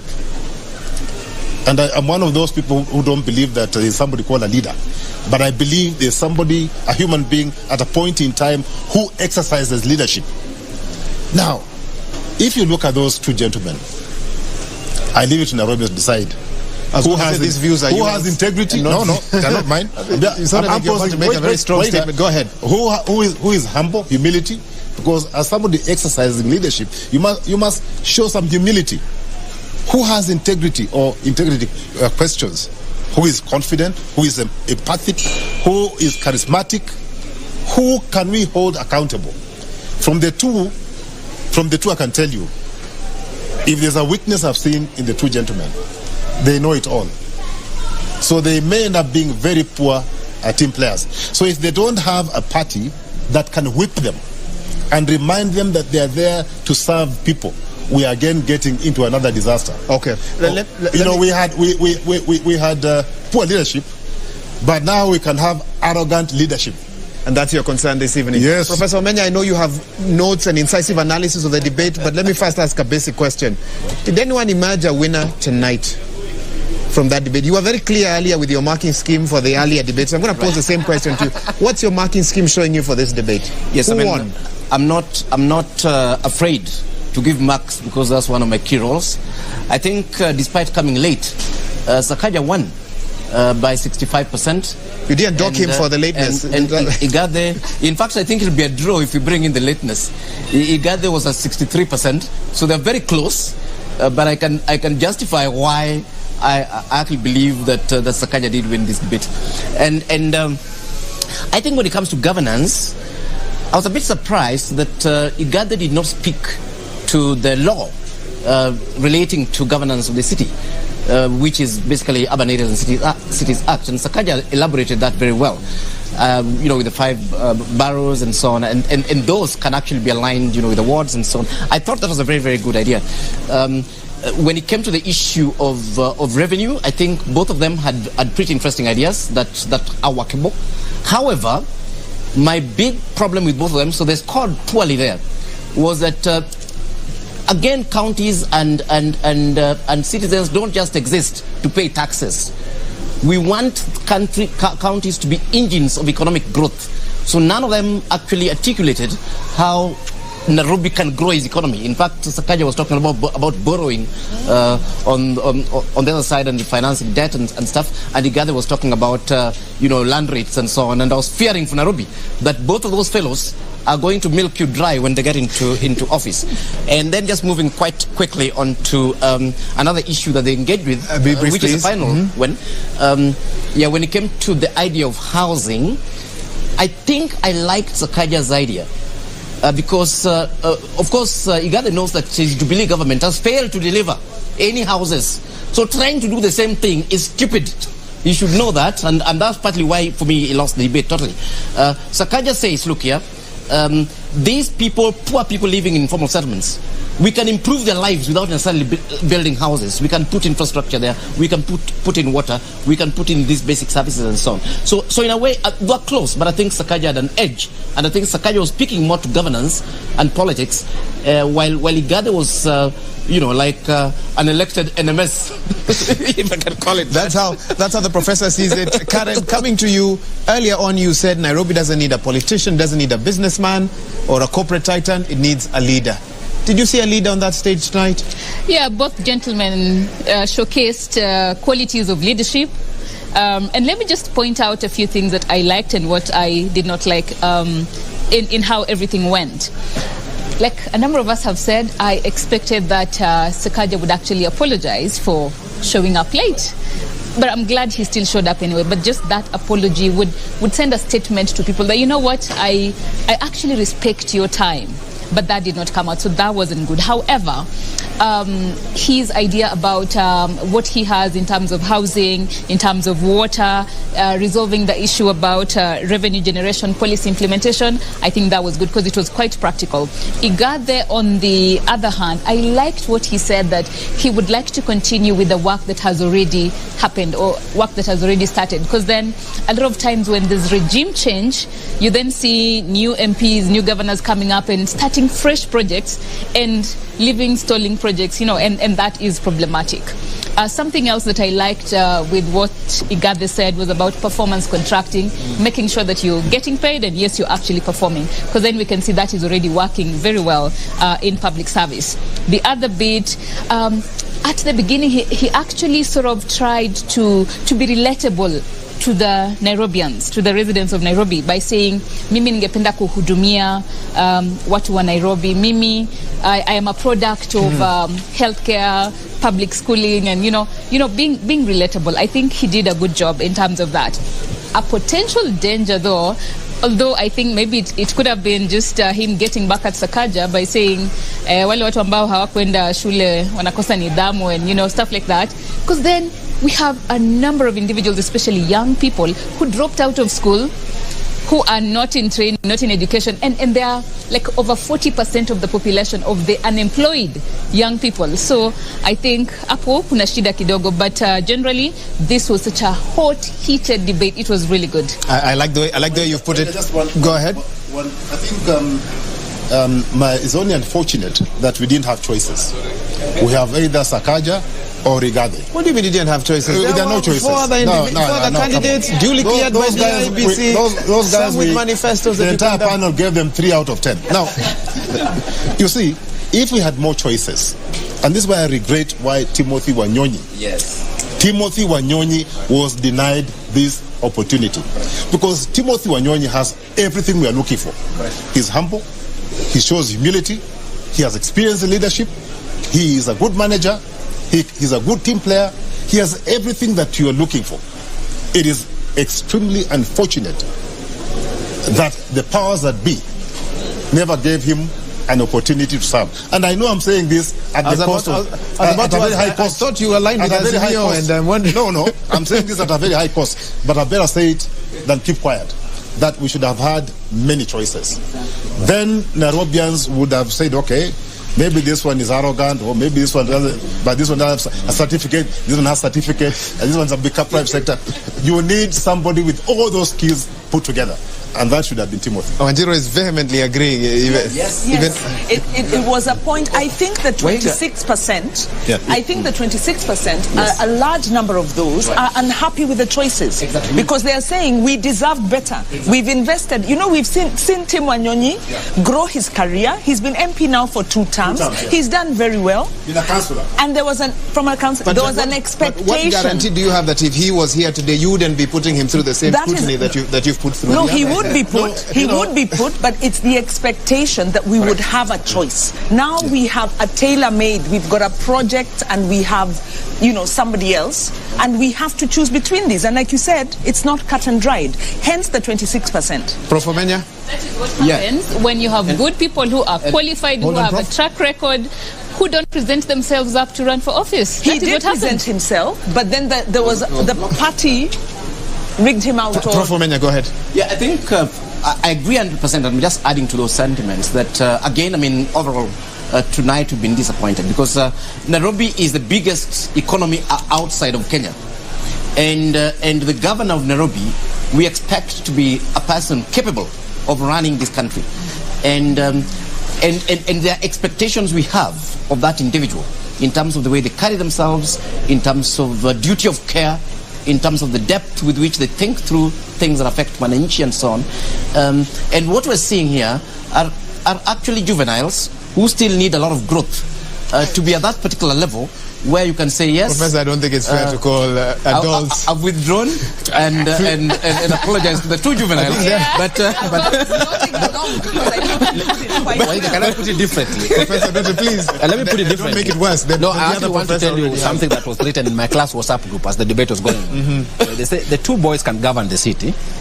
They use the word boys. But then they go into a better place. Both still remain fine gentlemen, but the city needs more. And that last part that I want to focus on. If we forget the analogies, I think the critical thing, and you hear the percentage 65, 63, if we got a half of what we had in Igathe and a half of what we had in Polycarp, we would be able to get the governor we need. And that is possible. Unfortunately, we are going to get half full as opposed to the complete governor that we need. And I think that's the challenge that we're having in terms of Nairobi. As I said when we were starting this conversation, and remember when I was comparing with my county, Homa Bay, I was making the point that we need governors, good governors across the country, but we need an exceptional governor in Nairobi, because Nairobi is not just one of the 47 counties. It is the city, the capital city, international city. Unfortunately, watching today, and if you are looking for that international status, you're looking for that super status, you still don't get it from the two gentlemen. And Professor, I think that's the challenge. Let me cross over because I now have 7 minutes or less and immediately hear from you. Karen, I'll start with you. What do the 7 who then showed up, 6 who showed up for this debate now do moving forward? In one word, what more can they do to build up from what's happened here tonight? I think do some research and get more information and factual information about what needs to be done in the city, for the residents of the city, and actually go out and do that. So just a little more research. The two final candidates definitely did their homework, especially Sakaja has the information and all that stuff. But just the bit to go out there, do a little more research about what needs to be done, align themselves, and make sure they get to do that when they get elected. And Prof, just as briefly, some would say, look at previous debates. Some didn't even show up and they won the elections. Yes. Well, your panel is talking as if winning debates is winning elections. No, not at all. In fact, I think really to be fair to the two gentlemen, we are very happy that you've got people that you can actually listen to. So that was positive, and they did actually engage with the issues. In fact, for me, it's an issue of I'm happy that I had high expectations of them.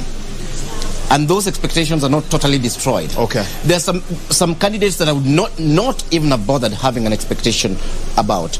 But my only message to them is this. And your final message, please. And that's my final message. That this is an extremely serious job, governing Nairobians. Please think through your ideas and your policies, especially the critical ones that will take this county forward. Okay, I'll stop you there. I have 5 minutes. Final comment from you. What more can the candidates do? Okay, now for the ones who are calling fringe candidates, 28 days to go. I would suggest that they just pack off and go home, and no, I'm telling you, and it came from Wanjiru. Let them pack off. Go home. You're telling Kenneth Nyamwamu, you're telling Herman Rewali, you're telling Mwadime. Then start from somewhere. You can start from Member of Parliament or MCA, or then grow, get experience. Okay? For the two gentlemen, they need to appreciate that leadership is about inspiring people.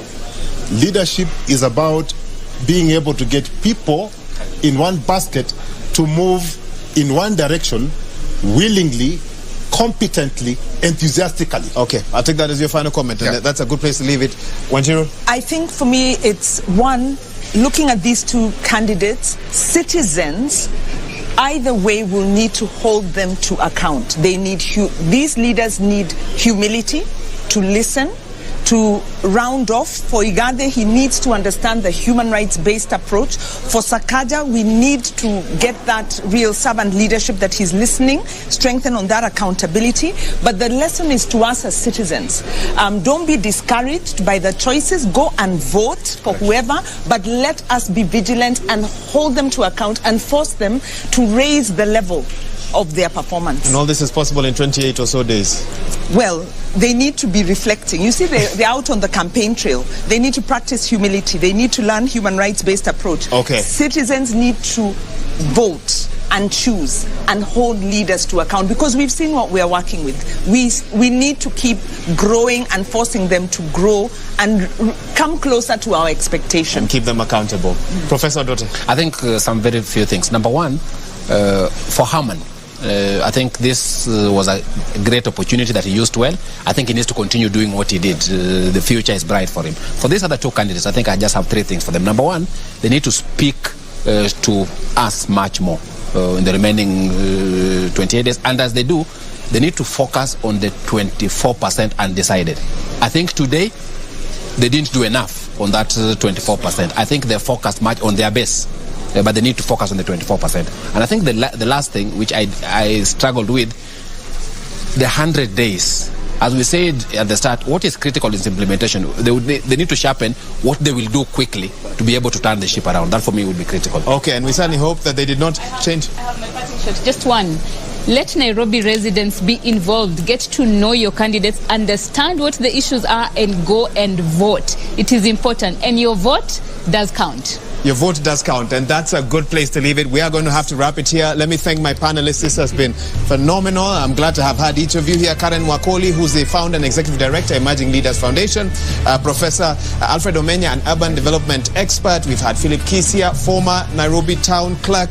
Wanjiru Gikonya, who's the national coordinator for the Institute for Social Accountability, and of course Professor Collins Odote, an associate dean, Faculty of Law at the University of Nairobi. Let me just quickly read one interesting message I've received from Justina Wamai, the running mate to Professor Wajakoya of the Roots Party. She says she's looking forward to attending the debate next week, Tuesday, but she says please give us more time to articulate our issues. I'm sure the organizers of this debate have heard, but of course we cannot have too much time. Otherwise, the debate would never end. But, Justina, I have read your message, and we look forward to having you here at the Catholic University next week.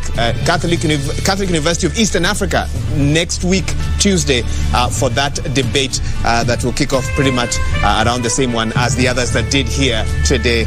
Let me also thank some of the organizers who've made this event a possibility, and this debate a possibility today, having concluded the first ever Nairobi Governors Debate, brought to you by the Presidential Debate Secretariat, the Media Council of Kenya, of course, and also the Kenya Editors Guild. And also on behalf of the wider media fraternity that has made this a possibility, it's also in partnership with Amnesty International, the Catholic University, Diamond Trust Bank, Homeboys, Kenya Association of Manufacturers, Kenya Human Rights Commission, Linton's Academy, Kenya Daima, NHIF, Okoa Uchumi, the Institute of Social Accountability, UNDP, Usawa Agenda, and Oxfam as well. We look forward to having you tune in across all TV and radio stations on the 19th of this month, next week, Tuesday, for the next debate where the deputy president candidates from each who have been cleared by the IEBC have been invited to attend those debates. And the other week, which is the Tuesday, should be the 26th for the presidential debates as well.